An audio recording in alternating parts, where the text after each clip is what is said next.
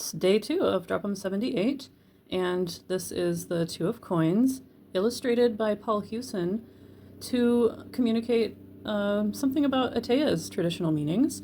And it's a group of revelers who are approached by a messenger trying to give them a message, but they're not hearing him, not paying attention, and he's going unheard.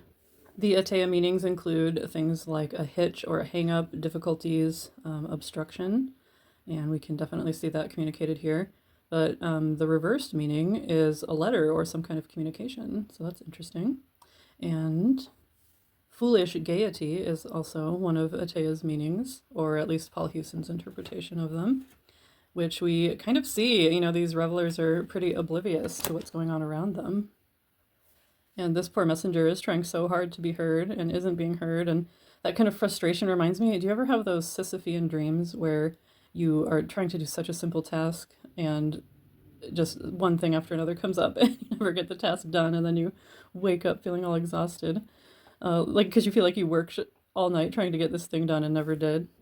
The detail that stands out to me is the very acrobatic position that this person's leg is in. It seems pretty difficult, and even that, even in the revelry, the difficulty is being expressed. For my day today, oddly enough, I had every single person I interacted with ran into some kind of hang-up or hitch and was held up prior to our interactions. So that was really interesting because it was to an extent that was really unusual. It didn't affect me too badly or anything like that, but it was definitely a pattern for today, just running into troubles and delays. Comparing this to the CBD Two of Coins,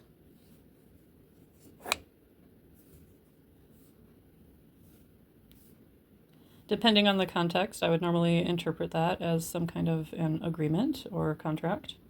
And that's really depicted, I think, in the kind of the balancing act between the cards, but also in, this is also kind of where the legal labels are put on the traditional Marseille cards.